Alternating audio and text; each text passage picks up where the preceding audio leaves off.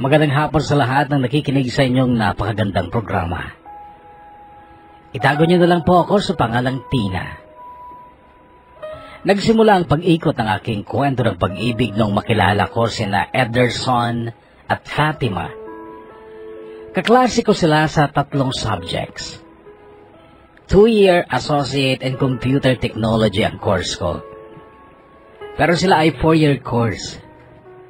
Ka-age ko sila kaya kahit na noong tutuusin ay 2nd year pa lang ako, sila ay 4th year na at magkaka-age lang kami dahil nga sa 2 taon kong pagkakahinto noon ng pag-aaral. Mahirap lang kasi kami dati. Informal settler kami sa Laperal Compound sa Makati. Squatter pero doon na ako lumaki at doon na rin ipinanganak ang 2 ko pang kapatid. Pero kahit nasa ganong uri ng pamayanan kami lumaki ay hindi kami nagpahawa sa masamang impluwensya ng mga tao at ng paligid. Mabuting tao ang mga magulang namin, lalo na ang aking ama. Pinalaki kaming mabait, simple, palakaibigan, at may malaking takot sa Diyos. Ang mga katangian ito marahil ang dahilan kung bakit ako nagustuhan ni Eder. Nagpatulong siya kay Fatima upang ligawan ako ni Eder. Magkaibigan sila ni Fatima pero nung una akala ko sila. Lagi kasi silang magkasama. Pero nung tumagal na laman kong magkababata pa pala sila at pareho silang isinilang dito sa Isabela. Guwapo si Eder. Maitim nga lang pero bagay naman niya ang kulay niya. Mabait pa siya at masayahin kaya naman matapos ng 5 buwan niyang pangungulit sa akin ay sinagot ko siya. Nasa kanya naman kasi ang mga katangiang gusto ko sa isang lalaki. Simple, mabait, at hindi agresibo. Conservative kumbaga kasi nga probinsyano siya. Yun ang alam ko. Pero nagkamali ako dahil unang linggo pa lang ng aming relasyon ay nagtangka si Eder na angkinin ako. Siyempre hindi ako pumayag. Sinabi kong tsaka na lang namin gawin yon kung kasal na kami. Inunawa naman niya ako kahit na alam kong na-disappoint ko siya. Obviously, iba rin ang pagkakakilala niya sa akin. Akala niya siguro porke laking Maynila ako at squatter girl ay easy to get na ako. Gayunpaman ay alam kong nakatulong ang pagkaka-disappoint niya sa akin upang mabago ang kanyang pagtingin sa akin. Kasi sa mga sumunod na araw ay napansin kong nahihiya na siya sa akin. Hinayaan ko lang. Mahal ko siya pero alam kong dapat lang na irespeto niya ako kung mahal niya ako. Hindi si Eder ang first love ko pero siya ang unang lalaking nakarelasyon ko. Na-in-love ako noon sa isang kapitbahay namin sa Laperal pero bago ko siya sagutin ay may masamang nangyari sa kanilang pamilya na siyang dahilan kung bakit sila umalis sa Laperal. Mula noon ay naputol na rin ang aming communication. Maraming nagtangkang ligawan ako pero wala sa kanila ang simpleng katangian gusto ko kaya't hindi ko sila pinaglaanan ng panahon at si Eder na kahit hindi kagwapuhan ngunit nakatitiyak akong mabait at simple ay naging napakadali namang pumasok sa aking puso. Sa madaling salita tuluyan nang napamahal sa akin si Eder at nagtiwala na ako sa kanya. Noong sila ni Fatima ay nagtapos na ng kanilang kurso, ako naman ay may 2 pang subjects na kailangang balikan. Nagkaroon noon ng handaan sa apartment ni na Eder. Dumating ang mga magulang niya, ngunit nagtaka ako dahil hindi man lang niya ako ipinakilala sa parents niya. Noong umuwi na ang mga magulang niya ay tsaka pa lang siya nagpaliwanag sa akin. Kailangan daw naming dahan-dahanin ang pagpaparamdam sa parents niya dahil malaki daw ang expectation sa kanya ng kanyang mga magulang. Noong sumapit ang bakasyon ay niyaya nila ako dito sa Isabela pero kina Fatima ako tutuloy. Yun daw ang pagkakataong marsimulan naming lumapit sa parents niya at kung maganda-ganda raw ang timing namin ay pwede rin naming hilingin ang pahintulot nila upang kami ay magpakasal na. Mahal na mahal ko na si Eder noon at yung idea na kami ay magpakasal kaagad ay okay lang sa akin. Matatanda na ang mga magulang ko. 61 na si Papa noon at 49 naman si Mama. 40 anyos kasi si Papa nung makasal sila ni Mama kaya matanda na talaga si Papa noong ako'y 21 years old pa lang. Pangarap ni Papa na magkaroon na ng apo bago siya mawala daw sa mundo at alam kong matutupad ko ang kanyang ninanais kung makakapag-asawa ako kaagad. Mahal na mahal ko si Eder kaya ako pumayag sa plano niyang dahan-dahanin namin ang paglapit sa mga magulang niya. Nagdasal pa nga ako na sana'y sang-ayunan ng Diyos ang kanyang plano dahil si Eder na naman talaga ay gusto kong maging asawa. Huling linggo ng Marso noong 2005 nung magbiyahe kami papunta dito sa Isabela.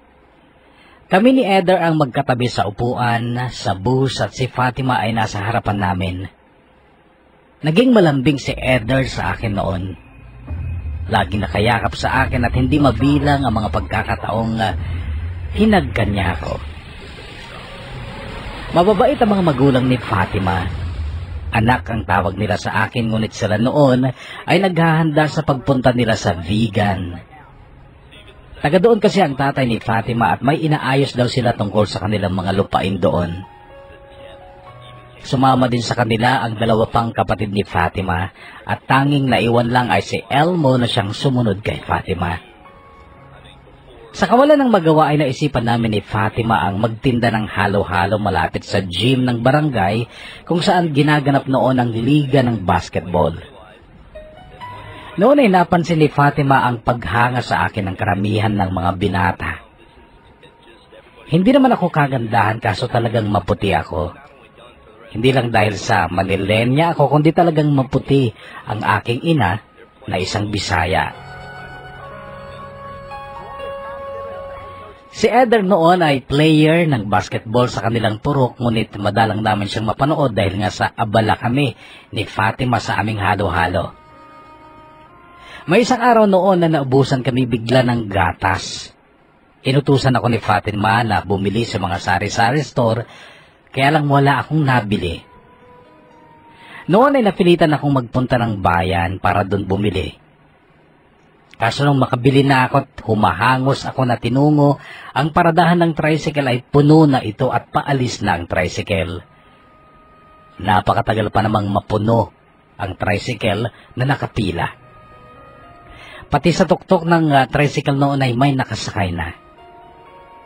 Nakiusap ako sa driver na baka pwede akong isingit niya dahil kailangan kong makauwi.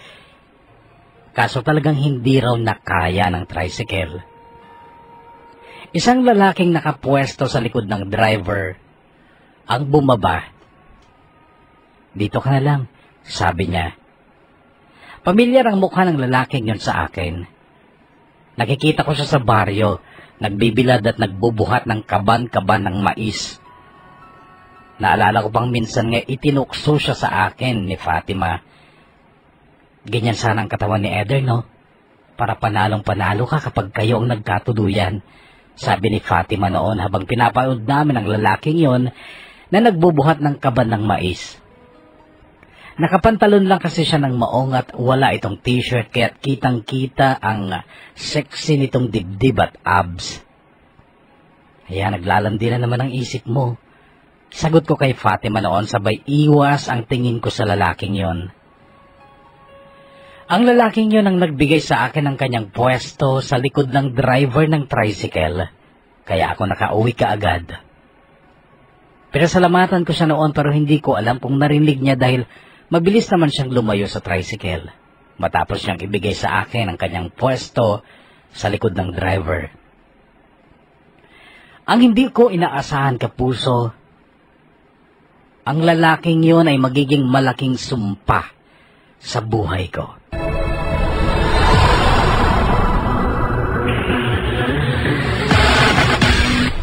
Noong championship ng liga, pasok sa final sina Eder.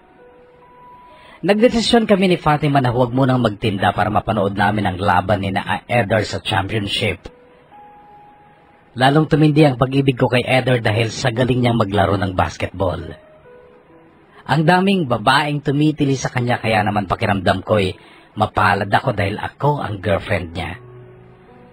Ako ang girlfriend ng lalaking tinitilian ng napakaraming babae. Sina Eder ang nanalo sa liga at kinagabihan ay nagkaroon ng handaan sa bahay ng kanilang coach at imbitado kami. Nagkaroon ng inuman at pati kami ni Fatima ay nakitagay din. Kaso nung gabing yon ay naging napakainit ni Eder. Niyaya niya ako sa isang kamalig at doon ay naramdaman kong hindi ko na rin kayang pigilan ang sarili kong maipagkaloob ang katawan ko sa kanya. Palibhasa kasi ay may tama na rin ako sa alak na nilagok ko. Gayunpaman ay gusto ko pa rin makatiyak na hindi ko pagsisisihan ang mangyayari kaya't kinausap ko sandali si Eder. Ang sabi ko, sige papayag na ako pero Eder, pakakasalan mo ba talaga ako? Oo, nasabi ko na kay mama. Si Papa na lang ang problema pero madali na lang yon. Bukas na bukas iuwi kita sa bahay. At sasabihin ko kay Papa na magpapakasal na tayo. Naniwala ako kay Eder kaya hinayaan ko siyang gawin ang gusto niya. At akmang aangkinin niya na ako nang biglang may maliwanag na flashlight kasabay ng pagtawag ni Fatima sa pangalan ko. Noon ay dali-dali kaming umayos ni Eder tsaka kami nagpakita kay Fatima. In short, hindi natuloy ang pagkakasalang nasimulan namin ni Eder. Tumatawag ang papa mo. Ganito ang salubong sa akin ni Fatima na siyang may hawak ng cellphone ko noon. 3 beses daw kasing tumawag si Papa ngunit hindi niya sinagot. May text si Papa at binasa ko. Pagkatapos kong mabasa ang messages ni Papa ay hindi ko naiwasang mag-alala. Ayon sa kanyang text, naghahanda na raw sila sa demolition na isasagawa sa lugar namin. Ayon pa kay Papa, kapag natuloy ang demolition, uuwi na lang daw sila sa Visayas. Baka daw, hindi ko na sila madatnan doon. Magdasal na lang daw ako na sana ay hindi matuloy ang demolition. Kaya lang natuloy ito. 2 araw ang lumipas ay nag-text si Papa at nasa pier na raw sila at pauwi na sila ng Cebu. Dinala daw ni Papa ang mga gamit ko sa kasera ni Fatima at kapag nakaipon ako ng pera, sumunod na lang daw ako sa kanila sa Cebu. Sa totoo lang, hindi naman ako masyadong nanghihinayang sa ginibang bahay namin. Kung nalulungkot man ako ay dahil lang sa napilitang umuwi si ni Papa sa kanila sa Cebu at alam kong kailangan niyang magmalimos ng tulong sa kanyang mga kapatid doon. Nakakalungkot dahil bigla akong nahiwalay sa kanila. Gayunpaman ay alam kong tama lang yun dahil mas tama na doon tumanda si Papa sa lugar kung saan siya isinilang at lumaki. At ang kailangan ko lang gawin ay tiyaking nasa mabuti akong kalagayan upang hindi sila mag-alala para sa akin. Noon ay inisip kong kailangang matiyak ko talagang hindi kami magkakaproblema ni Eder. At kailangang matuloy ang aming kasal. Kung kailangan dito na ako tumira, at least may matitirahan ako kasi wala na akong babalik ang bahay sa Maynila. Sa Maynila dahil ginaba na nga sa demolisyon. Noong sumunod na hapon ay nagkayaya ang magpiknik sa ilog. Nagluto pa kami ni Fatima ng ambag naming pagkain para sa picnic dahil boyfriend naman ni Fatima ang isang player na kasamahan ni Eder. Ayaw lang ng mga dalagang kasama namin ang umitim kaya't 5:00 ng hapon kami nagpunta ng ilog para hindi na raw masyadong mainit. Medyo malayo ang ilog sa baryo. Mahigit 1 kilometro ang lalakarin sa pagitan ng mga maisan. Pagdating namin doon ay kaagad nagbukas ng alak ang mga lalaki. Kami naman ay nagsipagligo na kaagad sa ilog. Pinuntahan ako ni Eder sa tubig noon at nagsimula na siyang maglambing sa akin. Alam mo, may good news ako sa'yo. Sabi niya habang hawak niya ang 2 kamay ko. Nasabi ko na kay Papa. At okay naman sa kanya, kaso ang gusto niya, pagkatapos na daw ng kasal natin ay mag-a-abroad muna ako. Dito ka natitira, sa bahay, pagkatapos ng kasal. Okay ba sa'yo yun? Napangiti ako kay Eder kasabay ng tahimik na pasasalamat sa Diyos. Noong madilim na ilan sa mga lalaki, halata ng lasing at nagkakawalaan na sila kasama ang mga partners nilang mga girlfriend nila. Pati si Fatima ay sumama na rin kay Paulo at ewan ko kung saan sila nagpunta. Understood naman na yon kapag sumama ang babae sa lalaki sa lugar kung saan silang 2 lang ang naroon. Alumpihit din si Eder at alam kong naiinggit siya sa mga kasama niyang naglaho kasama ang mga girlfriends nila. Halika na rin Sabay niya sabay yakap sa akin, kaso biglang nagring ang cellphone ni Fatima na nasa akin noon. Si Mama Tess ang tumatawag. Hindi ko sinagot pero nabasa ko ang text niya. Inuutusan niya si Fatima na magluto dahil parating na raw sila mula sa vegan at may mga kasama silang mga bisita. Noon ay tumayo ako at hahanapin ko sana si Fatima pero pinigil ako ni Eder. Hahanapin ko si Fatima. Kailangan na naming umuwi, sabi ko. Sinundan ako ni Eder pero nung makubli kami sa maisan ay hinila niya ako at saka niya ako siniil ng halik. Itinulak ko siya. Pakakasalan naman kita, sigurado na yon, sabi niya. Kailangan nga naming umuwi, Eder. Sa ibang araw na lang, okay? Kasunod nun ay muling nagring ang cellphone ni Fatima. Si Mama Tess ulit ang tumatawag. Noon ay sinagot ko na ito at sinabi kong pauwi na kami ni Fatima. Sinabi ko ring sumama kasi kami sa picnic ng nanalong team sa liga. Kaso naging napakakulit talaga ni Eder at hindi ko mahanap si Fatima. Napilitan kong iwanan na si Eder kahit na halatang masama ang loob niya sa akin. Nagdesisyon akong umuwi mag-isa at ako na lang magluluto para sa mga bisitang darating kasama ni na Mama Tess. Sinundan pa naman ako ni Eder at nagpilit pa rin nga maka-score sa akin pero natatakot naman akong gawin yon sa maisan at ayoko rin pagdating ni Mama Tess ay mapapagalitan kami ni Fatima. Tina, please naman. Unawain mo naman ako. Alumpihit pa rin sabi ni Eder habang mahigpit ang hawak niya sa kamay ko. Pakiramdam ko hindi na talaga niya kayang magtiis pa. Sa pagkakatay ko'y muli niya akong niyapos at siniil na naman ng halik kasabay din ng paglikot ng mga kamay niya. Noon kapuso ay naawa naman ako sa kanya at nadarang na rin ako. Kaya hinayaan ko na siya. Nagpaubaya na ako kay Eder at hindi ko dapat pagsisihan yon. Mainit pa rin ang mga halik niya noong matapos na kami at ramdam ko ang kaligayahan niya. Paulit-ulit niyang sinasabi na bukas haharap na kami sa parents niya at sabihan ko rin daw ang parents ko tungkol sa aming pagpapakasal. Madilim na noon pero nilakasan ko ang loob kong maglakad sa pagitan ng mga matataas na puno ng maisan noong magdesisyon akong mauna ng umuwi. Hahabulin na lang daw ako ni Eder dahil kailangan niyang balikan ang mga gamit niya sa ilog. Bibilisan daw niya upang maabutan niya ako. Binilisan ko rin ang maglakad dahil baka dumating na si Nanay Tess.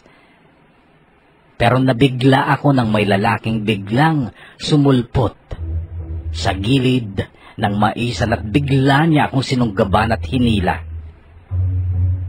Nagpumiglas ako't napasigaw pero malakas siya at ang sabi niya, Gigilitan ko ang leeg mo kapag nag-ingay ka pa.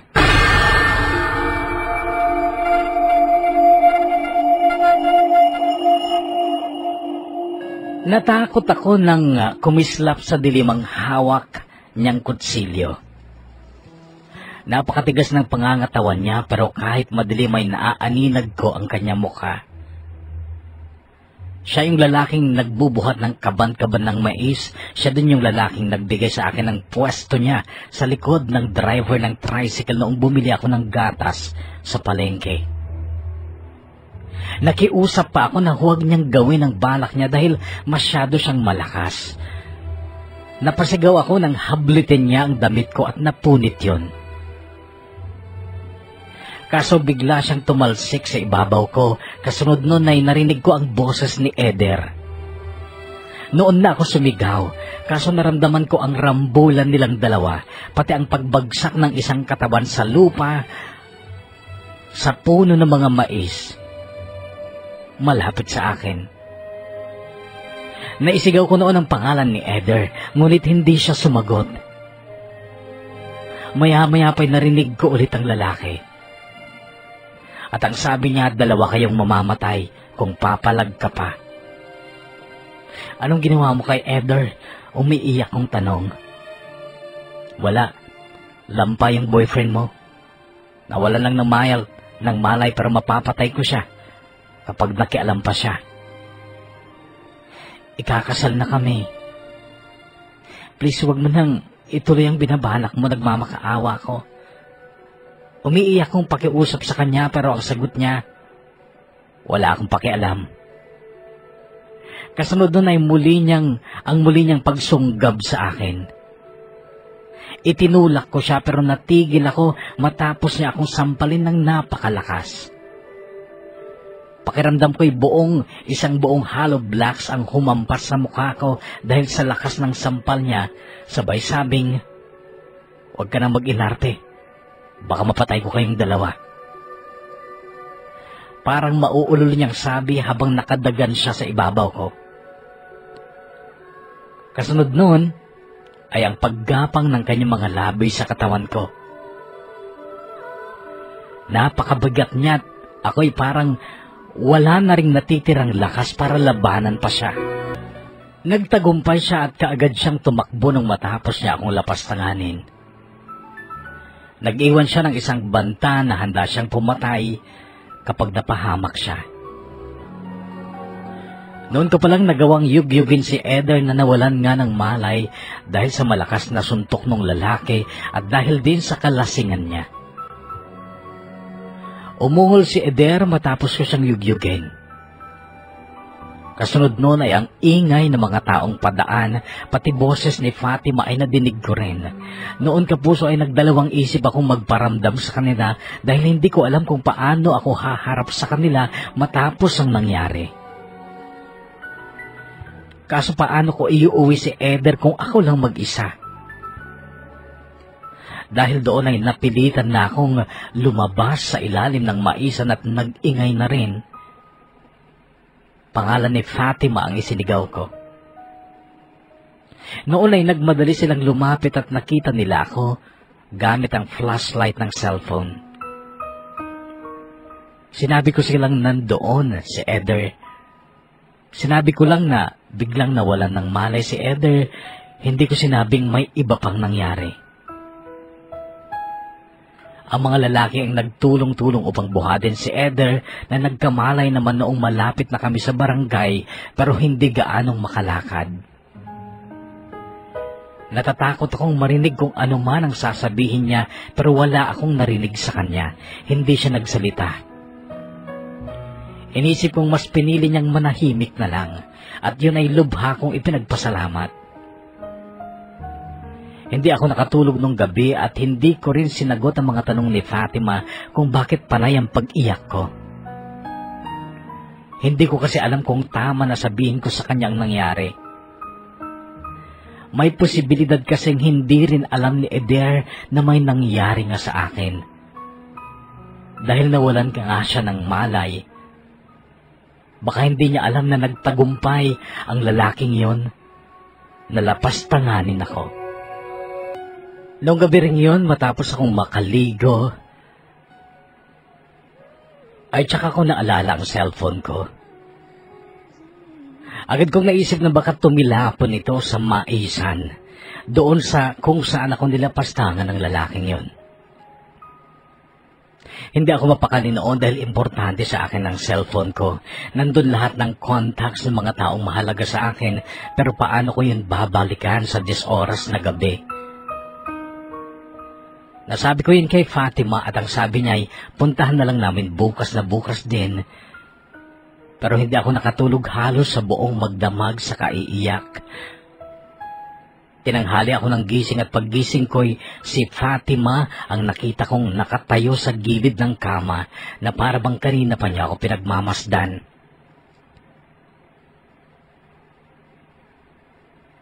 Pagdilat ko ng mga mata ko'y narinig ko ang tanong sa akin ni Fatima. Ano bang plano mo? Anong plano? Idedemanda mo ba si Inigo o mananahimik ka na lang? Noon ko lang narinig ang pangalan na yon at noon ko rin nalaman na Inigo pala ang pangalan ng lalaking gumahasa sa akin.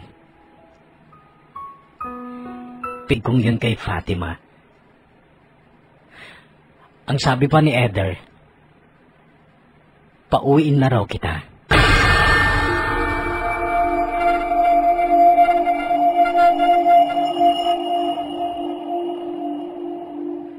Ayon kay Fatima, nakita daw ni Eder ang nangyari.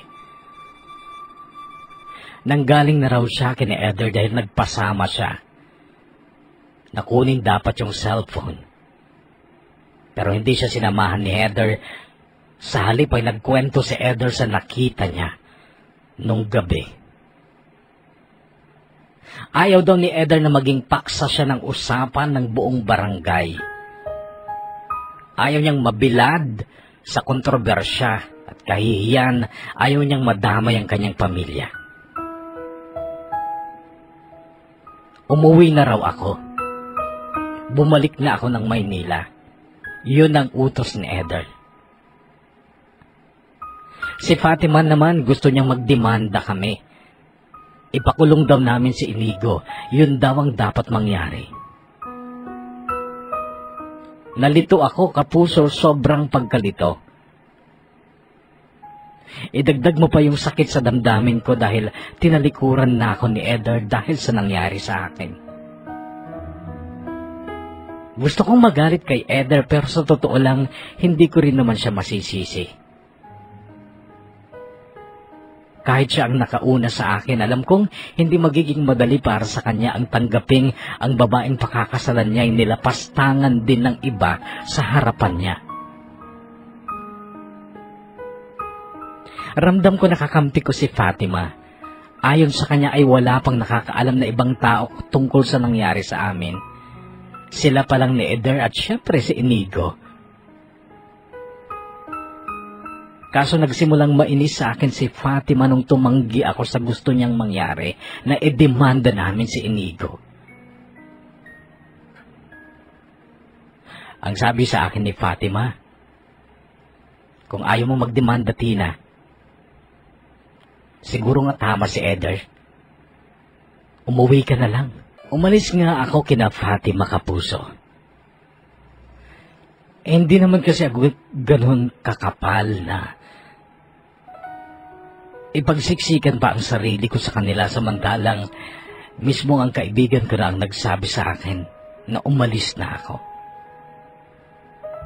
Kaya umalis ako pero hindi ako umuwi. Saan ako uuwi? Wala na kaming bahay sa Maynila at ayaw ko ring idamay ang pamilya ko sa pinagdadaanan ko. Matanda na kasi ang papa ko at ayaw kong masaktan siya kapag nalaman niya ang nangyari sa akin. Umalis ako pero nagpuntala ako sa kabilang bayan at nagpasya akong maghanap na lang ng trabaho at sa parting yon ay parang nakita ko ang Diyos. Nakakita ako ng wanted sales lady at stay in pa. Kaya naman ramdam kong parang pinapatnubayan pa rin naman ako ng Diyos. Inaplayan ko kaagad ang wanted sales lady at ako'y agad namang natanggap. Pilit ko lang iwinaksi sa isipan ko ang masaklap kong karanasan dahil alam kong hindi makakatulong yon sa aking pagtatrabaho. Pinilit kong ngumiti sa mga taong nakakasalamuha ko, lalo na sa mga amo ko at sa mga kapwa ko sales lady. Pero sa gabi ay napupuyat ako sa pag-iyak. Inaapuhap ko ang Diyos sa aking mga dasal at tinatanong ko kung bakit kailangan mangyari sa akin yon. Anong plano na niya sa akin? Ang sabi kasi nila, lahat daw nangyayari ay may dahilan at hindi ako yung tipo ng taong marunong manumbat sa Diyos sa mga nangyayari sa akin. Ang gusto ko lang makita ay yung dahilan. Magandang dahilan kung bakit nangyari yon sa akin. Sa pagdaan ng mga araw ay wala akong makitang magandang dahilan, kundi ang dumating pa nga ay isa pang mas matinding problema. Ang pagkadelay ng aking buwan ng dalaw at ang mga kakaibang pakiramdam sa aking katawan, yung mga senyales na ako'y nagdadalang tao na. Hindi na ako bumili ng pitikit upang makumpirmang buntis ako. Dalangin ang sinandalan ko. Nagdasal ako na sana huwag naman ako mabuntis. Huwag naman sana. Pero sa pagdaan pa ng mga araw, hindi na lang ako ang nakapagkumpirmang buntis nga ako, kundi maging mga kasamahan ko at ang amo kong babae na si Ma'am Laila. Kinausap ako ni Ma'am Laila isang araw. Sinong ama niyan? Tanong niya, hindi ko siya sinagot. May ibang tao bang tutulong sa'yo, Tina? Ganito ang sumunod niyang tanong, umiling-iling ako. Kung ganon, kami lang ang pwedeng tumulong sa'yo. Pero bago ka namin tulungan, kailangan mong maging honest sa amin. Magsabi ka ng totoo, Tina, sino ang nakabuntis sa'yo, nasaan siya? Kapuso, alam kong hindi makakatulong kung magsasabi ako ng totoo. Ayaw kong maiba ang tingin nila sa akin kapag nalaman nilang biktima ako ng rape. Kaya't pinili ko ang magsinungaling na lang. Wala na po kami. Tsaka nag-asawa na po siya ng iba. Nasaan siya? Kahit may asawa na siya, sa bagong batas natin, may responsibilidad pa rin siyang panagutan ng magiging anak nyo. Nasaan siya, Tina? Hindi ko po alam. Taga Maynila po siya. Pero nung ma-demolish ang area namin, umalis na rin po sila at hindi ko na alam kung saan sila nagpunta. Wala na rin po kaming communication. Ganito ang hinabi kong kwento kay Ma'am Laila. Matama niya akong tinitigan noon pero hindi ako tiyak kung naniwala siya sa akin. Muli lang akong napatingin sa kanya nang muli siyang magsalita at ang sabi niya, okay, 5 buwan, Tina. 5 buwan lang na pwede ka magtrabaho dito. Bago pa lumaki ang tiyan mo ng gusto kong umuwi ka sa inyo. Kailangan mo ang mga magulang mo. Sila lang ang pwede mong maaasahan ng totoong tulong at pag-aalaga dahil dyan sa kalagayan mo, Tina. Hindi ko alam kung naiintindihan niyo ako kung paano o gaano kahirap magbuntis sa batang wala namang ama. Ako malaki ang takot ko sa Diyos pero sa totoo lang kapuso, ilang beses kong inisip na ilaglag ang bata sa sinapupunan ko pero laging nananaig sa puso ko ang takot.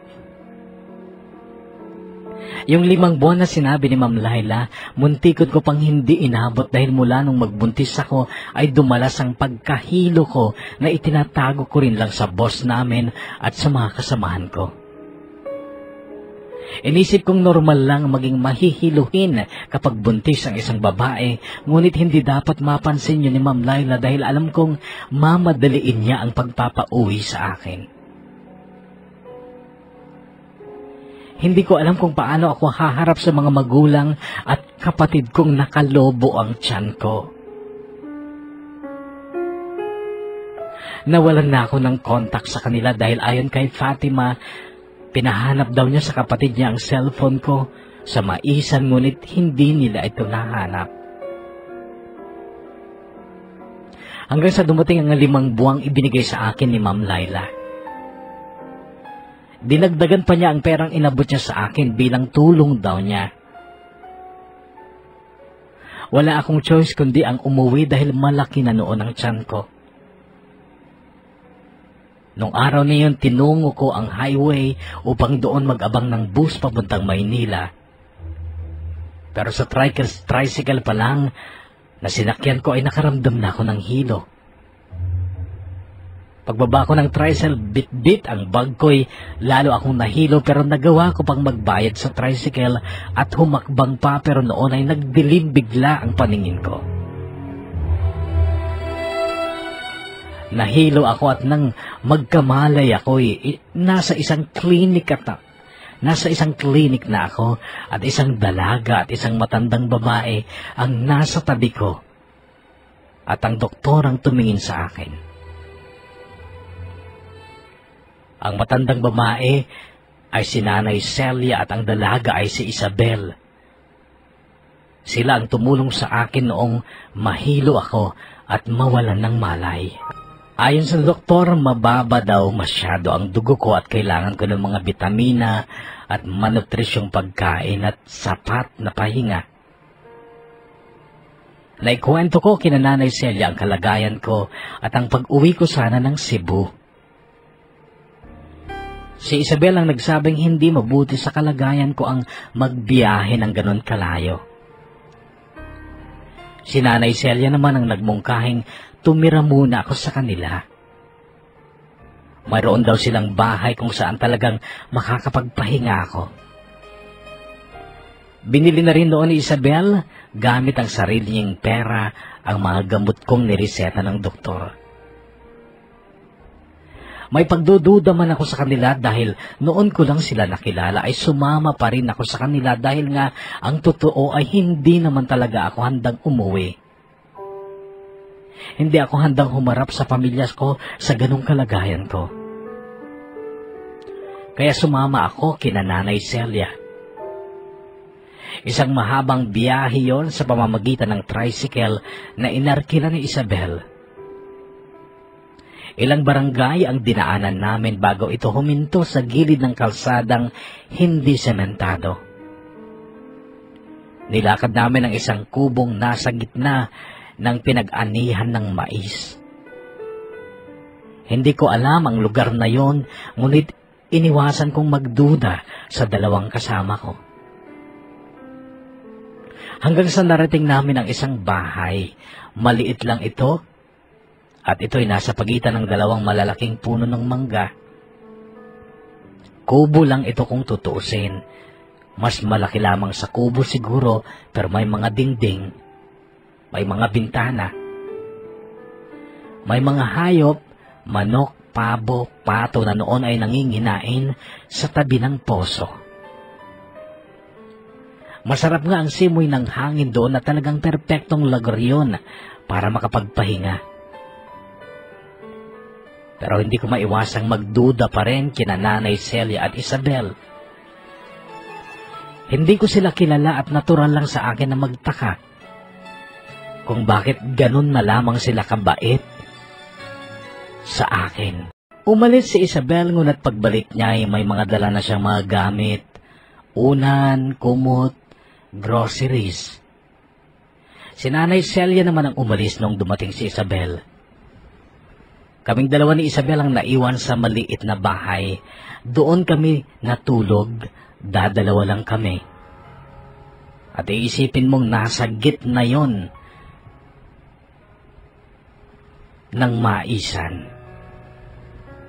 Ayon sa kanyang kwento, ulila na sila sa ama. Sa bayan nakatira ang ibang mga kapatid niya. Meron silang tindahan sa bayan at malapit yon sa lugar kung saan ako nahilo. May dalang de bateryang radyo si Isabel noon. Wala kasing kuryente doon. Maaga akong inantok noon dahil daw sa gamot ko at sa sobrang katahimikan din ng paligid. Kung ibang babae siguro matatakot sa lugar na yon na isang babae din lang ang kasama. Pero ako wala akong nararamdamang takot. Ano ba naman kasing dapat kong ikatakot? Wala naman nang kakwenta-kwenta ang buhay ko. Sandali lang akong naluha bago ako makatulog pero dahil yun sa matinding antok, hindi na ako nagkaroon ng pagkakataong makapag-emote ng matagal. Kaso nagising ako ng madaling araw dahil sa kaluskos sa labas. Ramdam kong may tao. Kinapa ko si Isabel sa tabi ko, nandun naman siya. Nakiramdam na lang ako. Sa isip-isip ko kung mamamatay tao ang taong yun na nasa labas, titiyakin kong ako ang mamamatay at hindi si Isabel. At least naging bayani pa ako sa pagtatanggol sa aking kapwa. Napakinabangan pa ng iba ang walang kwenta kong buhay. Narinig ko ang mga yabag ng taong tumalilis palayo ng kubo. Wala nung oras na yun na hindi na ako nakatulog. Hindi ko alam kung anong oras na noon dahil wala akong relo, wala din akong cellphone. Nagising na rin noon si Isabel. Sabi niya 4:00 pa lang daw. Sinabi ko sa kanya na may tao kanina pero ang sagot niya, guni-guni ko lang daw yon. Nagkape kami ni Isabel at saka siya masayang nagkwento tungkol sa panaginip niya. Napanaginipan daw niya si Ryan, ang kanyang boyfriend. Marami siyang kwento ngunit halos wala akong naintindihan dahil tinangay ang isip ko ng alaala ni Eder. Si Eder na boyfriend ko, nakahanda nang pakasalan ako. Pero dahil sa nangyari, iniwan niya ako. 8:00 ng umaga dumating si Nanay Celia. Si Isabel naman ang umalis. Siya naman daw ang tatao sa tindahan nila sa bayan, malapit sa lugar kung saan ako nawalan ng malay. May maliit silang pwesto doon. Maghapon kong kasama si Nanay Celia at noong sumapit ang 4:00 ng hapon, dumating naman ulit si Isabel kasama ang kapatid nilang Binatilio na umalis din kasama naman si Nanay Celia.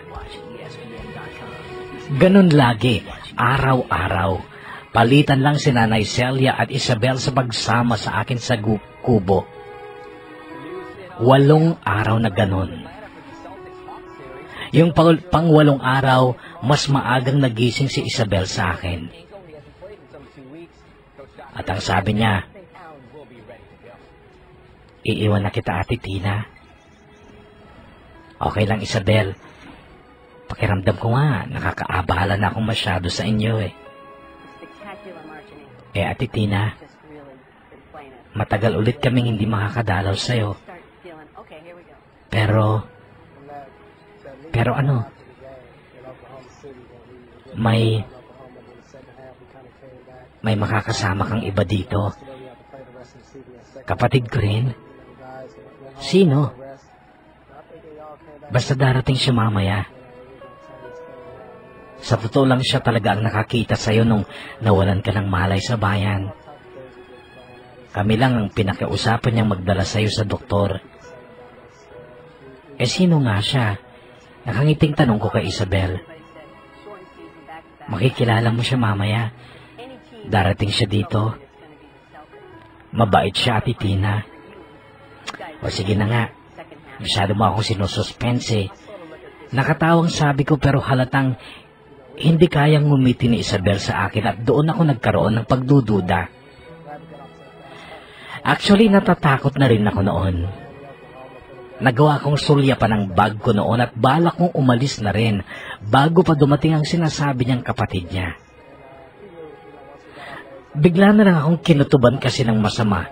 Nagkaroon ako ng pagdududa na baka kako matapos ng 8 araw nilang pag-aalaga sa akin ay may kapalit palang lahat ng iyon. Kaya lang naisip ko rin, ano bang dapat kong ikatakot? Natatakot ba akong mamatay? Bakit? Di ba't wala namang kwenta ang buhay ko? So hindi ako umalis ng kubo. Naghintay ako ng maghapon sa pagdating ng sinasabi ni Isabel na kapatid niyang makakasama ko sa bahay. Nagluto pa nga ako ng hapunan para sa 2 tao.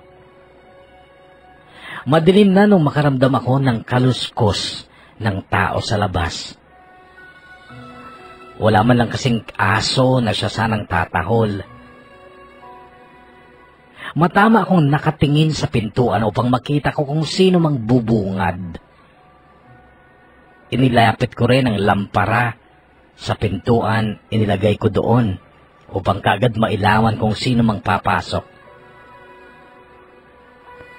Base sa narinig kong kaluskos niya ay papasok na siya ng pinto. Pigil ang aking hininga nung makita ko ang kalahati ng katawan niya. Lalaki. Napatayo ako sa kinauupuan ko nang sa wakas ay makita ko siya. Pero kasunod noon ay ang pag-akyat ng dugo sa ulo ko at mabilis kong dinampot ang itak sa tabi ng lutuan. Sabay sugod sa kanya. Nang sabi ko, papatayin kita. Sigaw ko pero hindi man lang siya gumalaw sa kinatatayuan niya. Si Inigo, ang lalaking gumahasa sa akin. Ni hindi ko nagawang iamba sa kanya ang itak na hawak ko. Umiyak ako ng umiyak sa harap niya kasabay ng mga salitang puro mura at sumpa. Ngunit nanatili siyang nakatayo at walang imik doon.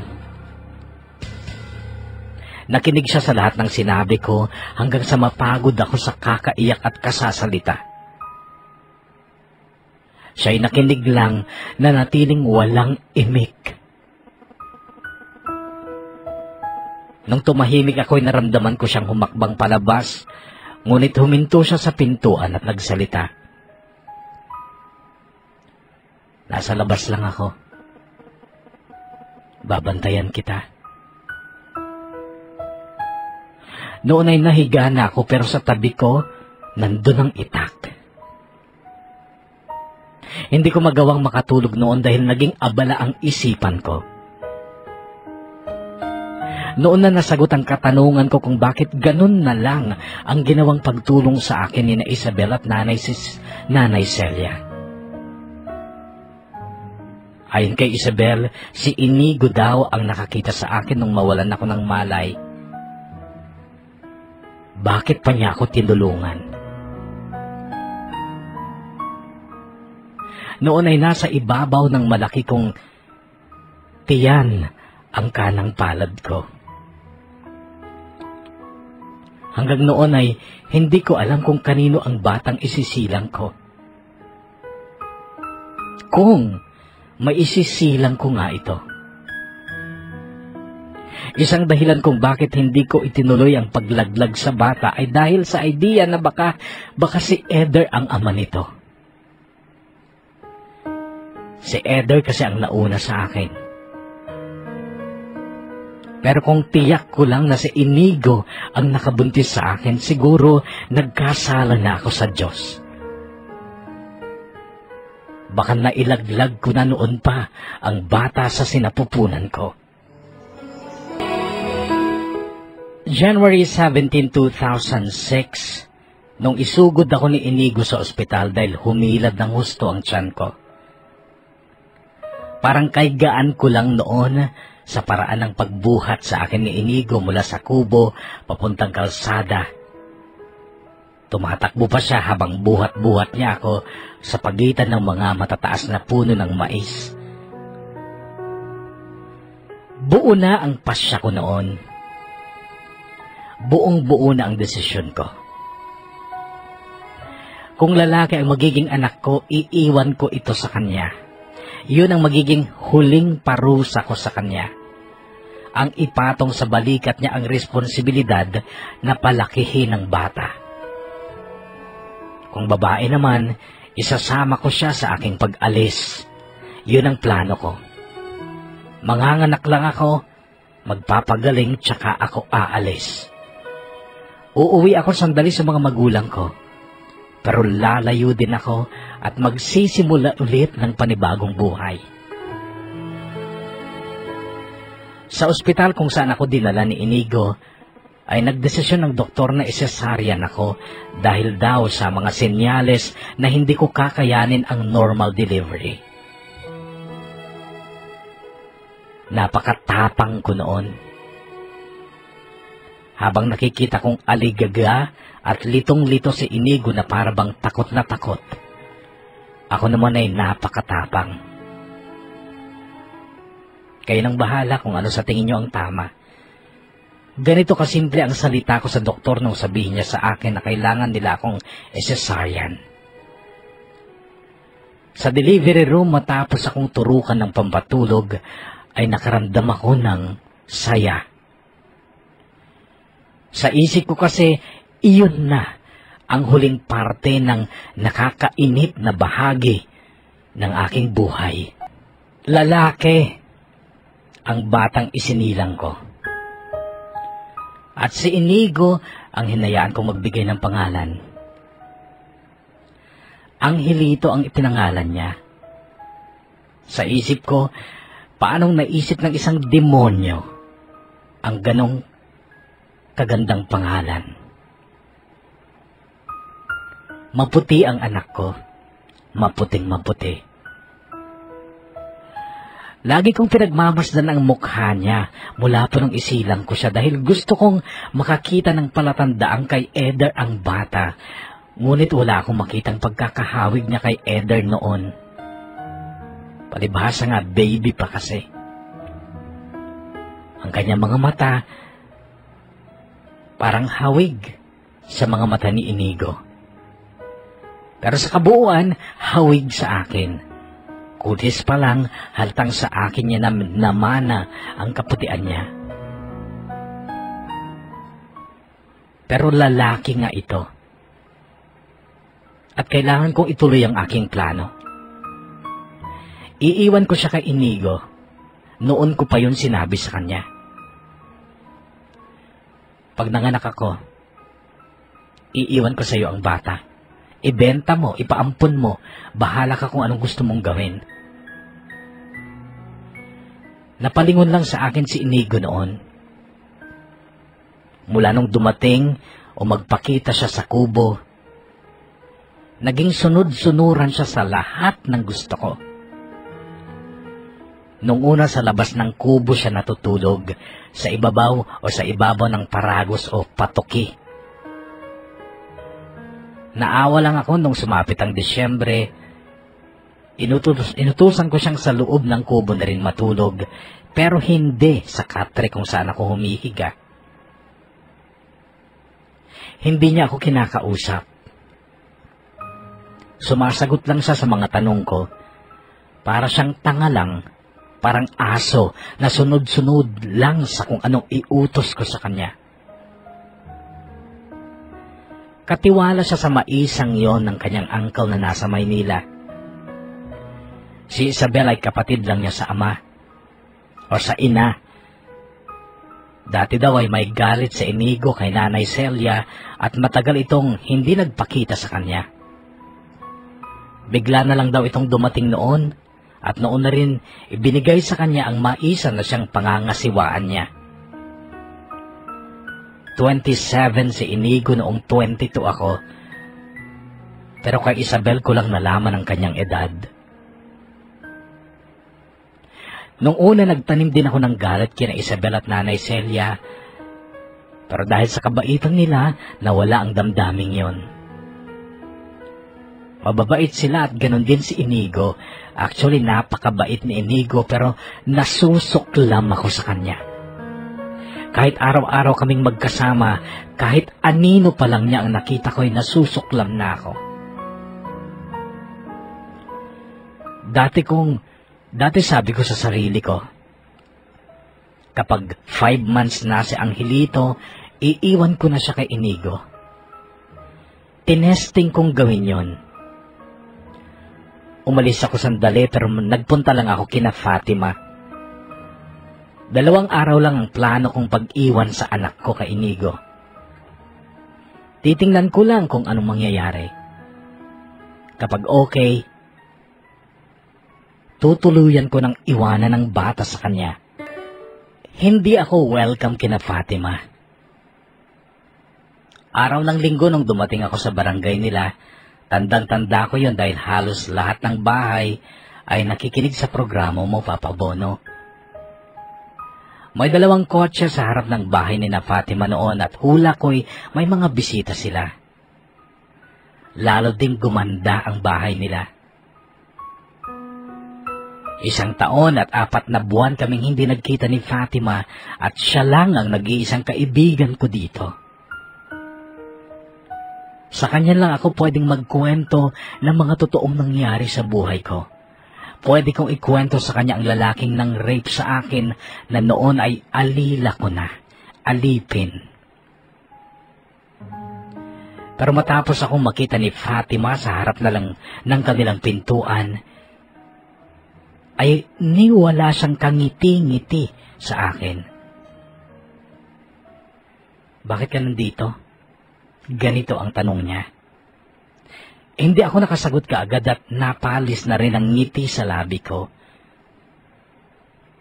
Mangungumusta lang ako, sabi ko. Okay lang ako. Pero Fatima kung pwede, sa ibang araw ko nalang dumalaw. Hindi kasi kita maasikaso ngayon. Malaki ang pagtataka sa isipan ko kung bakit ganun na ang naging pakita o pagtrato sa akin ni Fatima. Umalis ako at nadaanan ko rin ang bahay ni na Eder. Walang pinagbago sa bahay nila. May parang kung ano sa aking nagtutulak na bumaba at hanapin siya. Pero hindi ko yan ginawa. Hindi ko siya nakita pero nakatinim sa isipan ko na balang araw. Magkikita kami. At haharapin ko siya. Umuwi ako dito at magtatakip silim na nung makarating ako sa harap ng kubo pero natigilan ako nang marinig kong kumakanta si Inigo. English pa nga ang kanta niya. Yung kantang Reaching Out ni Gary Valenciano. Marunong pala siyang kumanta at maganda rin ang bigkas niya ng bawat salitang English sa kantang yon. Dinahan-dahan kong lumapit sa pintuan ng kubo kaya't narinig ko pa ang mga salita niya. Kinakausap niya si baby. Tulog ka na anak. Para mabilis kang lumaki. At paglaki mo, pag-aaralin kita. Ano bang gusto mong maging? Engineer? Doktor? Abogado? Kahit ano yan. Kakayanin ni Papa. Basta maging mabait ka lang. Saka huwag kang gagaya sa akin.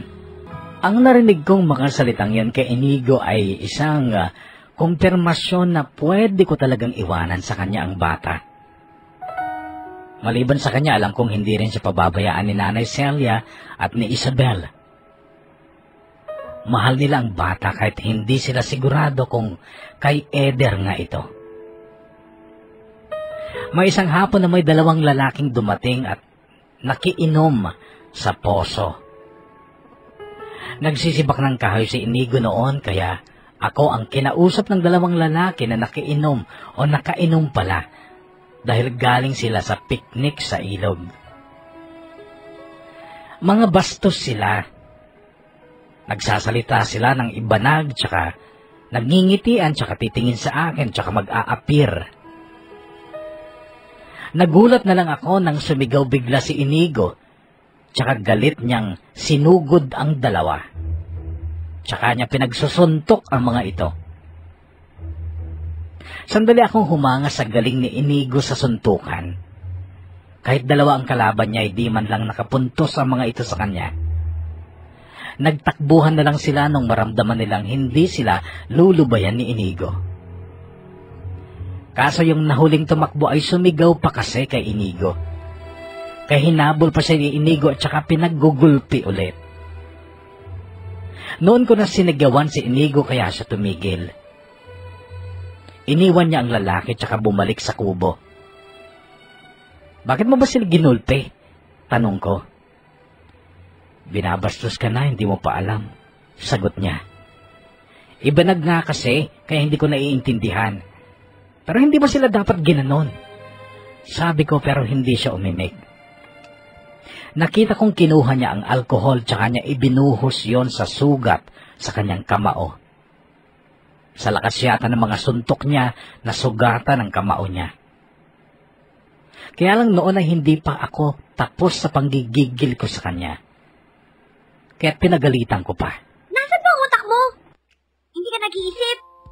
Paano kung napatay mo yung lalaking yon? Eh di nakulong ka. Mabubulok ka sa bilangguan. Eh, di ikulong nila ako. Ano ka mo? Noon pa naman ako dapat nakulong, di ba? Kaya ayos lang kung makulong na ako. Madaling araw pa lang ay umalis na si Inigo noong January 17, 2007. Unang birthday ni Angelito yon. Pagbalik niya ay kasama niya sina Isabel at dalawang kapatid pa nila.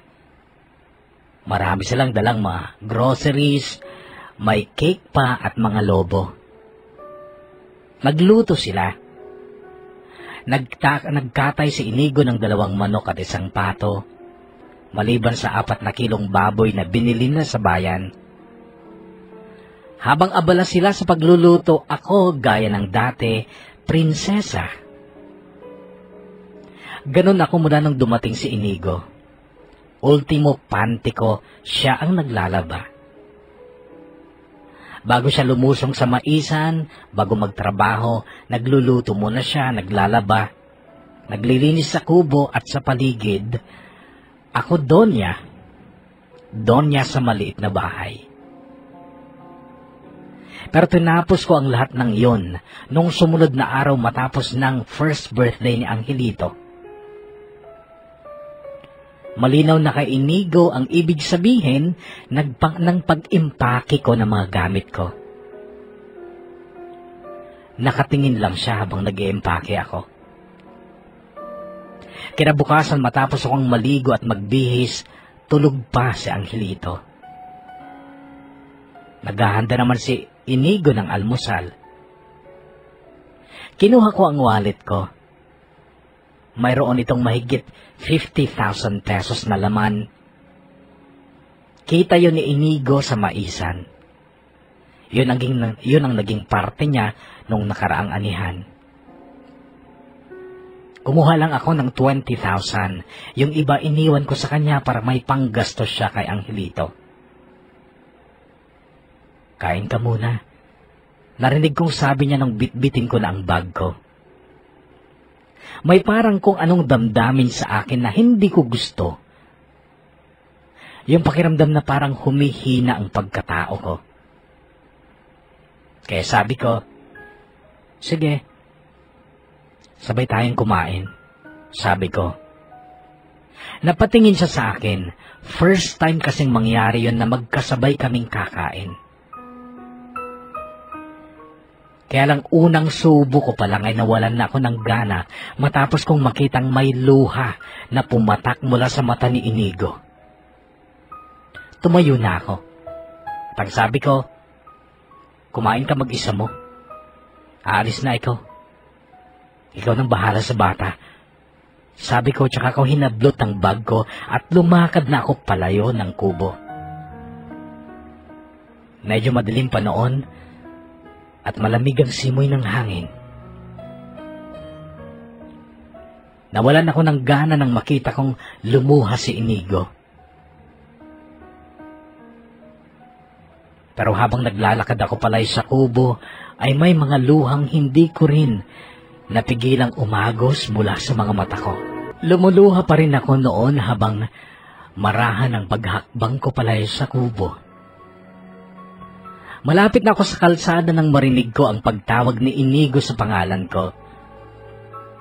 Parang nakaramdam ako ng pagluwag sa dibdib ko dahil sa idea na parang pipigilan niya ako at parang gusto ko yun. Kaya hinintay ko siya. Hinihingal siya nung maabutan niya ako, ngunit alam kong hindi niya ako hinabol para pigilan. Hindi niya ako hinabol para pigilan matapos kong makitang hawak niya ang pera. Idagdag mo to sa baon mo. Sabi niya sabay abot niya ng ilang pirasong tig-1,000. Ingat ka. Narinig kong sabi niya bago siya tumakbo ulit pabalik ng kubo. Pinilit kong harapin ang buhay para sa isang bagong simula. Dalaga pa ako. Walang nakakaalam na nanganak na ako. Iyon ang para sa akin ang bagong buhay. Alam ko lang ang pangalan ng barangay ni Papa sa Cebu pero first time kong pumunta doon. Nagpahanda si Papa noon. Malaking handaan dahil inisip daw nilang napahamak ako at akala nila ay hindi na ako makakabalik pa. Barangay captain na si Papa noon at si Mama ay presidente ng mga kooperatibang itinayo ni Papa sa barangay. Mayroon silang paggawaan ng mga bag at accessories na yari sa water lily. Mayroon silang paggawaan ng steel windows at steel trusses. Mayroon silang malaking grocery store na pagmamay-ari din ng kooperatiba at patahian. Maraming trabahador at buong barangay ay tumitingila sa aking ama bilang kanilang leader. Ipinagpatuloy din ni Papa ang pagiging makadiyos niya. Ayon sa kapatid ko, si Papa din ang nagpa-renovate ng kapilya, kaya ito lumaki at gumanda. At linggo-linggo ay buong pamilya ang nagsisimba. Punong-puno ang kapilya, pati sa labas ay may mga tao pa. Kitang-kita ko ang pagkakaisa ng mga tao dahil kay Papa. Sa mga gawain man, maging sa pagsisimba. Mabuting tao ang aking ama. Pero wala siyang alam kung anong klaseng anak ang dumating sa bahay niya. Pinili kong ilihim sa kanila ang lahat, ngunit napapansin din nila ang mga kilos ko. Ilang beses na nila akong tinanong kung anong problema ko dahil marami daw pagkakataong nakikita nila akong tahimik at parang kay lalim ang iniisip.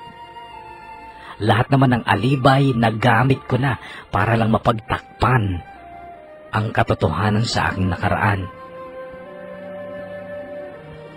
1 taon at 8 buwan ko sa Cebu noong dumating naman sa buhay ko si Wilmer. Anak ng negosyanteng umaangkat ng mga dry goods na produkto ng kooperatiba na noon ay ako naman ang nagmamanage. Gwapo si Wilmer at may kaya.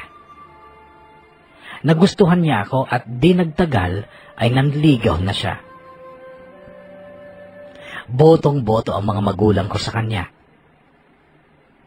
Wala akong damdamin para kay Wilmer, pero ayoko nang dagdagan pa ang pagtataka sa isipan ng mga magulang ko, kaya't kunwari ay sinagot ko na si Wilmer. Ipinalagay ko na rin makakatulong siya ng malaki para tuluyan ko ng matalikuran ang sama ng aking nakaraan. Dumaan pa ang maraming taon. Ilang beses nang nagmungkahi ng kasal si Wilmer, ngunit dinadaan ko siya sa pagtangging may ngiti. Sinasabi kong hindi pa ako handa sa buhay, may asawa, kahit na noon ay 27 years old na ako at siya ay 32 na. Alam kong nakakaramdam na siya at alam kong siya din ang nagsabi sa aking ama ang madalas kong pagtanggi sa kanyang alok na kasal. Ano bang problema mo kay Wilmer? Bakit hindi mo siya pakasalan? Mag-6 na taon mo na siyang nobyo. Ganito ang sita sa akin ni Papa noon. Katabi rin niya si Mama sa upuan. Mayroon ka bang hindi sinasabi sa amin? Tanong ni Mama. Noon ay tinitigan ko sila pero hindi ko napigil ang pag-agos ng luha sa mga mata ko. Dahil yun sa ideyang parang yun na. Yun na ang tamang pagkakataong ipagtapat ko sa kanila ang katotohanan. At yun nga ang ginawa ko. Pero yung akala ko na maaawa sa akin si Papa, akala ko yayakapin niya ako, kaaawaan. Nagkamali ako. Naglabas siya ng pera. Ipinagtabuyan niya akong ayusin ang buhay ko. Sabi pa niya hindi ko raw pwedeng talikuran ng batang nagmula sa sinapupunan ko. Si Mama ang nagsabi ng totoong motibo ni Papa kung bakit niya ako inutusang umalis. Ayaw ni Papa na masira ang kanyang napakaganda at napakadalisay na imahe sa mga tao dahil sa akin. Sinunod ko sila at bumalik na ako dito matapos ng 6 na taon na pagkawala. Nadatnan ko dito ang dating kubo, maliit na bungalow na, konkreto na, may kuryente na.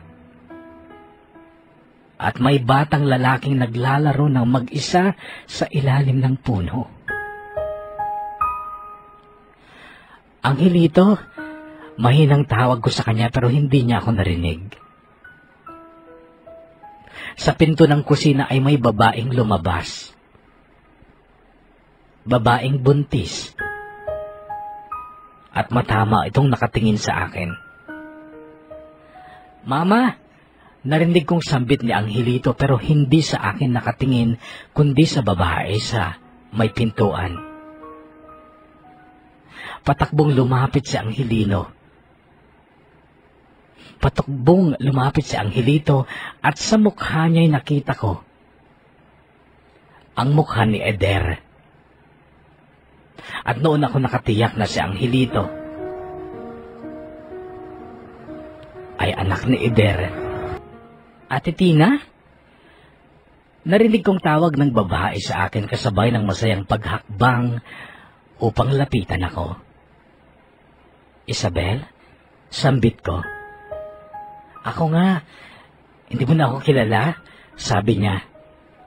Noon ay bigla ding nagluwag ang loob ko dahil ang babaeng buntis pala ay si Isabel. Nag-asawa na kasi ako, ate. At ito, buntis na kaya tumaba at bumangit na ako ng husto. Sabi pa niya habang nakahawak sa 2 kamay ko. Ay anak-anak, eto ang mama mo. Masayang sabi niya kay Angelito na noon ay nakatingala sa amin. Gustong umago sa mga luha ko noon habang nakatitig sa napaka-cute na mukha ng anak ko na iniwan ko ng 6 na taon. Nakatitig siya sa akin. Nakatitig din sa akin si Isabel at parang naghihintay sa gagawin ko. Yayakapin ko ba ang anak kong minsan ko nang tinalikuran? Kumusta ka po? Narinig kong tanong ni Angelito. Okay naman ako. Ikaw? Okay din po ako. At masaya po ako kasi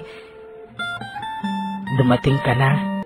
Ayon kay Isabel ay hindi pa raw nabibinyagan si Angelito dahil umasa daw talaga silang darating ako. Wala daw kasing ina na talagang tatalikuran ng kanyang anak. Noong una halatang medyo asiwa sa akin ang anak ko pero isa lang ang nasa isip ko noon. hindi ko na siya iiwanan pa. Dadalhin ko na siya sa aking pag-alis. Napaka-cute at napaka-bibo ni Angelito. Si Inigo na talaga ang kinilala niyang ama, ngunit nagpipigil lang ako. Gusto kong sabihin sa kanya na hindi si Inigo ang ama niya. Masyado namang halata sa mukha ng anak ko na si Eder ang naging kahawig niya. Halos kutis lang ang nakuha niya sa akin. Noong bago magtakip silim, dumating si Inigo. Mabilis na tumakbo si Angelito upang salubungin siya. "Lasing ka na naman," narinig kong sabi ni Inigo. O sabi ni Angelito kay Inigo. Tinangka siyang yakapin ni Inigo pero itinulak siya ng bata. "Lagi ka na lang umiinom," narinig ko pang sigaw ng bata. Noon ay napatayo si Inigo nung makita niya ako. Sandali lang niya akong tinitigan. Pagkatapos nun ay humakbang na siya palayo. "Galit ka pa ba sa kanya, Ate Tina?" narinig kong tanong ni Isabel. Tinitigan ko rin siya at ang sagot ko sa kanya, "Ikaw ang gahasain ng isang lalaki. Tapos tatanungin ka kung galit ka sa kanya. Anong isasagot mo, Isabel?" Mungkahin ni Isabel na pabinyagan na si Angelito. Kaya lang naisip kong hahanapin nila kung sino ang mga magulang ng bata. Sabagay, pwede rin namang isunod lang sa apelyedo ko.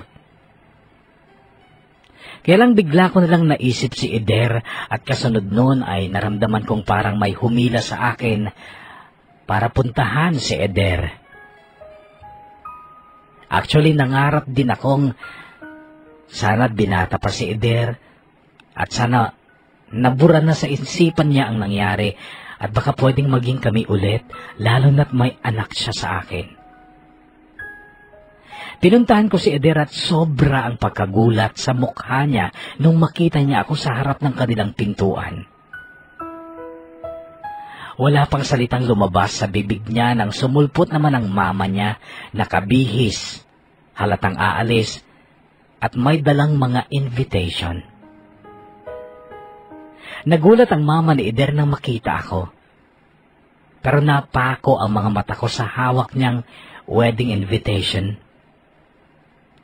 Valdez de Guzman, nuptial ang nabasa ko.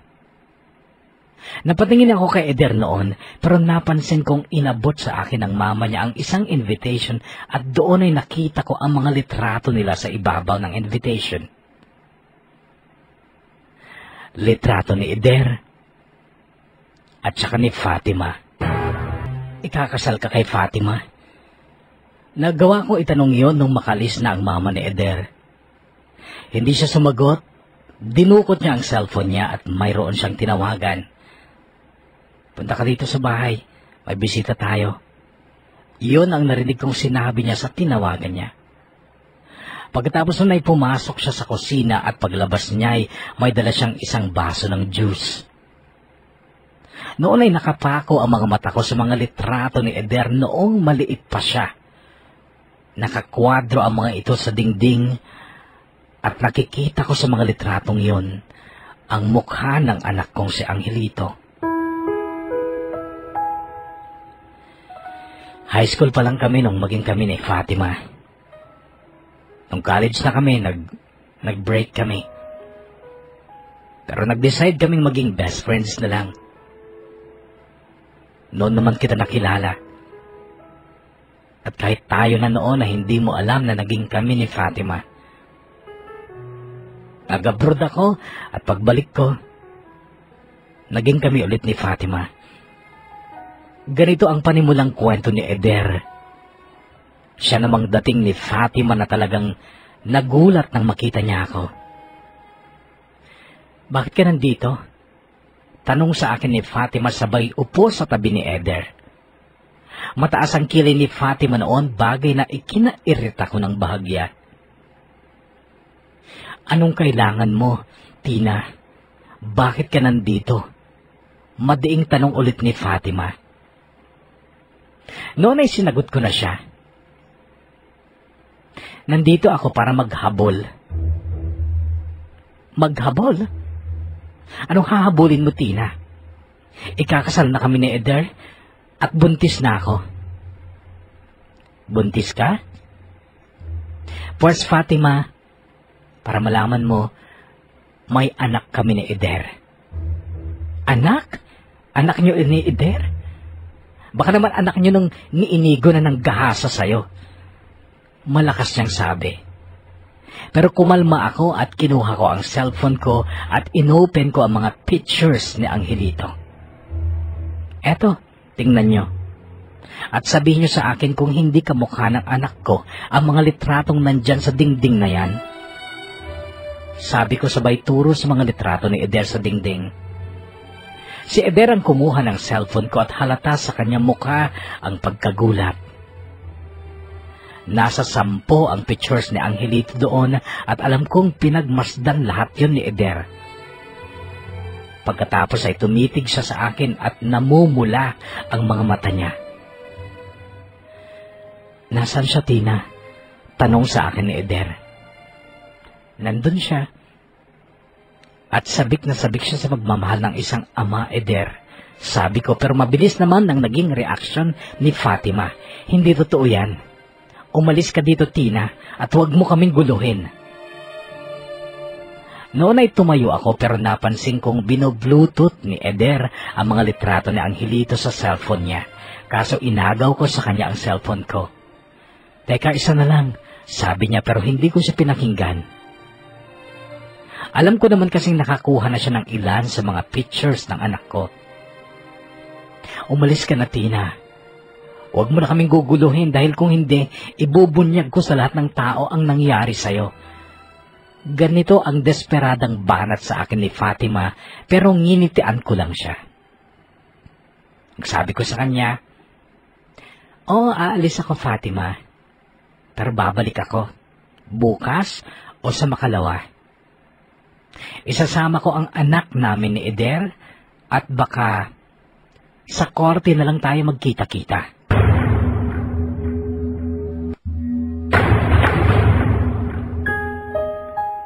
Alam kong may laban ako sa kanila.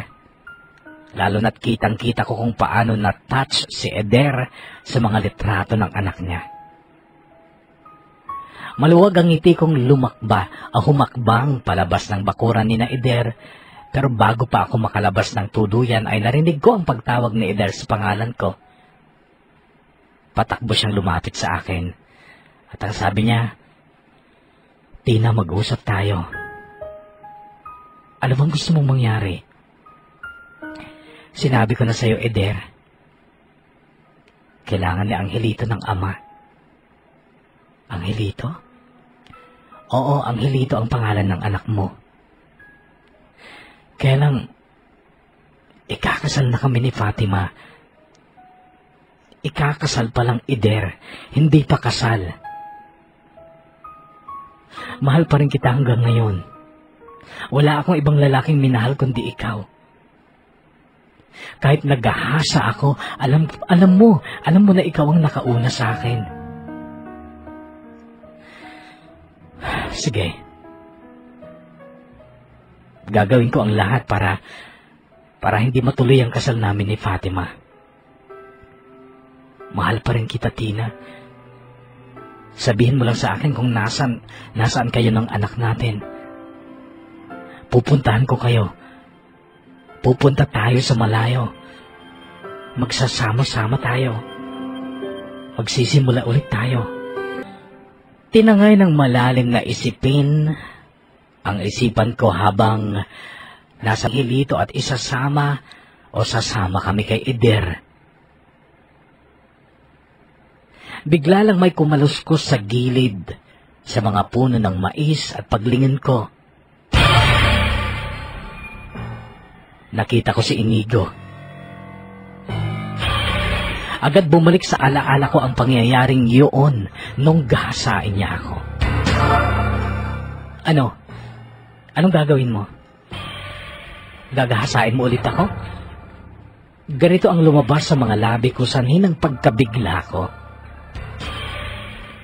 Marahan siyang lumapit sa akin. Sa totoo lang may itsura si Inigo. Maamo ang kanyang mukha na nasunog lang ng araw dahil sa katatrabaho sa maisan. Inaabangan lang kita. Delikado na dito ngayon, sabi niya tsaka lumakad papuntang bahay. Nilagpasan niya ako. Kukunin ko na si Angelito, sabi ko. Napahinto siya sa paghakbang pero hindi lumingon. Sasama na kami sa totoong ama niya, sabi ko. Sabay hakbang para matitigan ko ang kanyang mukha at nang makita ko ang magiging reaksyon niya. Ano? Ano, Inigo? Nagulat ka, di ba? Nagulat ka dahil nalaman mong hindi ikaw ang tunay niyang ama. Akala mo ba nagbunga ang panggagahasa mo sa akin noon? Akala mo anak mo si Inigo? Hindi, Tina.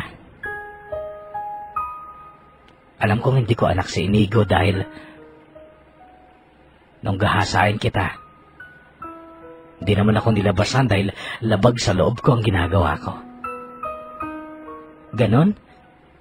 Eh bakit mo inalagaan si Angelito kung alam mo palang hindi mo siya anak? Dahil anak mo siya, Tina. Dahil lahat ng mahalaga sa'yo, mahalaga din sa akin. Nung gabi na ginahasa kita, tumakbo ako. Nagpunta ako sa presinto para isuko ang sarili ko sa pulis. Sabi nila, wala naman daw complainant. Sinabi ko ang pangalan mo. Nagpunta sila sa baryo. Kinabukasan, nakausap daw nila si Fatima pero sabi daw ni Fatima, walang ganong nangyari. At umuwi ka na raw sa Maynila. Pinagtawanan ako ng mga pulis. Sinabi nilang baliw ako. Yun ang kauna-unahang marinig kong magsalita ng mahaba si Inigo sa harap ko, kapuso. Kaya't nagdesisyon ako makinig. Minsan lang ako nangarap sa buhay ko. Sabi ng tatay ko noon, mag-aral ako. Maging professional. Nakaabot ako ng 3rd year college. May isang babae akong minahal ng sobra, pero iniwan niya ako at pinagpalit niya sa iba. Noon ako nawalan ng ganang mabuhay at mangarap. Pero muli ako nangarap na makilala kita. Kaya lang nung makilala kita, masyado akong alangan sa'yo. Kasi tauhan lang ako sa bodega ng mais. Wala akong parama kay Eder na isang professional. Nung magkita tayo sa paradahan ng tricycle at wala kang maupuan, ibinigay ko ang pwesto ko sa'yo pero sa totoo lang, Tina, kung may kakayahan lang akong bumili ng helicopter para may masakyan kapag uwi, gagawin ko. Dahil noon, ikaw na ang pangarap ko. Pangarap na alam kong malabong matupad lalo na't alam kong pagmamay-ari ka na ni Eder. Bigo na naman ako at ayoko nang mabigo kaya ko naisipang sundan ka kahit saan ka magpunta. At bigla na lang na demonyo ang isipan ko nung makita kitang nag-iisa sa maisan. Noon, kapuso, bigla na lang nagliyab ang kalooban ko sa pagpapaalala ulit ni Inigo sa pangyayaring yon. Isang malakas na sampal ang pinadapo ko sa mukha niya, isa pang sampal hanggang sa maramdaman ko ang paghapdi ng palad ko dahil sa malalakas na sampal na yon na ibinigay ko sa mukha niya. Pero pagkatapos nun ay umiiyak ako at parang nanghina at bumagsak ako sa dibdib niya.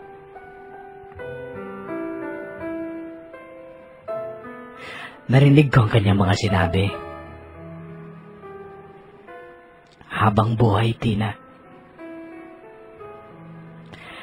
Nakahanda akong pagdusahan yon.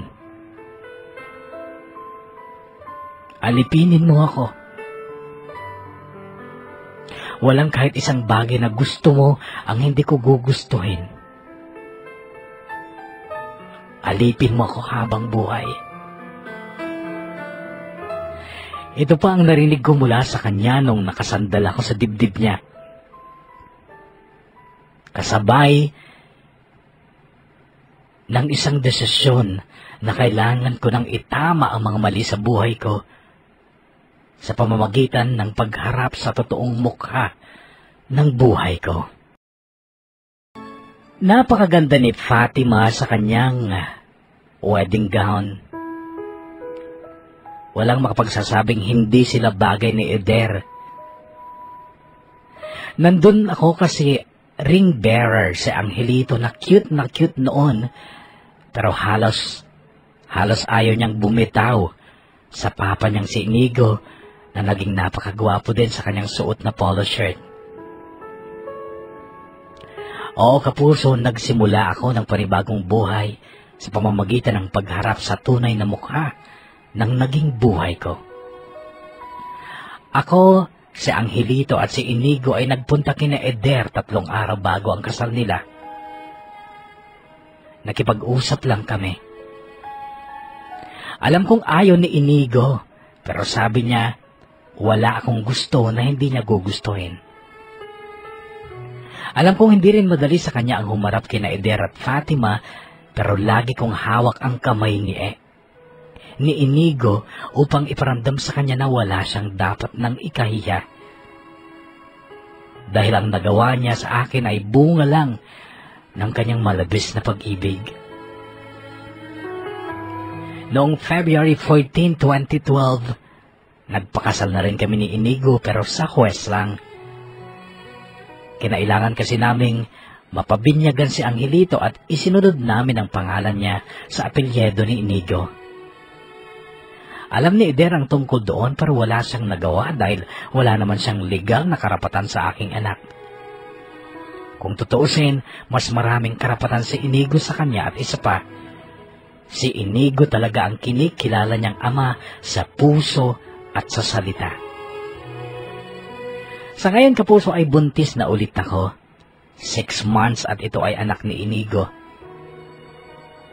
Kinagabihan matapos ang kasal namin noon sa huwes, ay pinasok ko siya sa banyo habang naliligo siya.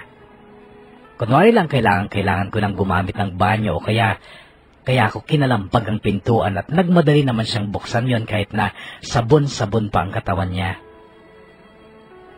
Noon, ginantihan ko siya.